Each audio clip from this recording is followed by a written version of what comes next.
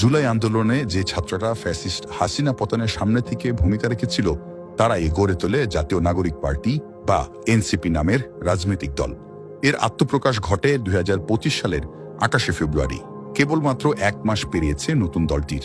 তাদের উপর দেশের মানুষের অনেক আশা, কিন্তু এই কদিনে দলটির বিরুদ্ধে চাঁদাবাজির এত অভিযোগ এসেছে যে ১ মাস বয়সী একটি দলের ক্ষেত্রে যা চিন্তাও করা যায় না।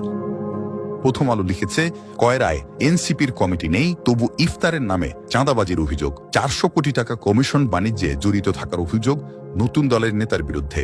পিরোজপুরে হামলা ও ছিনতাইয়ের মামলায় নাগরিক কমিটির প্রতিনিধি সহ গ্রেফতার ২। ইন্ডিপেন্ডেন্টের রিপোর্ট। চট্টগ্রামে চাঁদাবাজির সময় ধরা জাতীয় নাগরিক কমিটির ২ সদস্য পিটিয়ে পুলিশে দিল জনতা। সমন্বয়ক পরিচয়ে চাঁদাবাজি, অস্ত্রসহ আটক ৫। খবর আমাদের সময়ের। কালের কণ্ঠে শিরোনাম, সমন্বয়কের চাঁদাবাজি, বাধা দেওয়ায় আরেক সমন্বয়ককে ছুরিকাঘাত। রাজধানীতে ব্যবসা প্রতিষ্ঠানে চাঁদাবাজি হামলা, ১৪ সমন্বয়ক গ্রেফতার। বাংলা ট্রিবিউনের শিরোনাম, বৈষম্য বিরোধী এক নেতার বিরুদ্ধে চাঁদাবাজির অভিযোগ প্রকাশ্যে, যা জানা যাচ্ছে। এই প্রতিবেদন করেছে বিবিসি। বাংলা ট্রিবিউনের শিরোনাম, নাগরিক কমিটির নেতা পরিচয়ে আমেরিকা প্রবাসীর কাছে চাঁদা দাবির অভিযোগ। চাঁদাবাজির মামলায় নাগরিক কমিটির প্রতিনিধি সহ গ্রেফতার ২।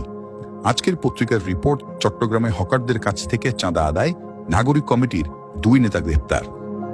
দেখা যাচ্ছে চাঁদাবাজির অভিযোগ থেকে বাদ যাচ্ছে না অভ্যুত্থানের নেতৃত্ব দেয়া শিক্ষার্থীরা। বৈষম্য বিরোধী আন্দোলনের সমন্বয়কদের নাম কিংবা পরিচয়ে চাঁদাবাজির অভিযোগ নিয়মিতই আসছে। এখন চলছে এনসিপির নামে চাঁদাবাজি, অর্থাৎ ক্ষমতার পরিবর্তন হয়েছে কিন্তু চাঁদাবাজির সংস্কৃতি পরিবর্তন হয়নি। এনসিপির এমন উল্টো পথে যাত্রা আশাহত করেছে সাধারণ মানুষকে।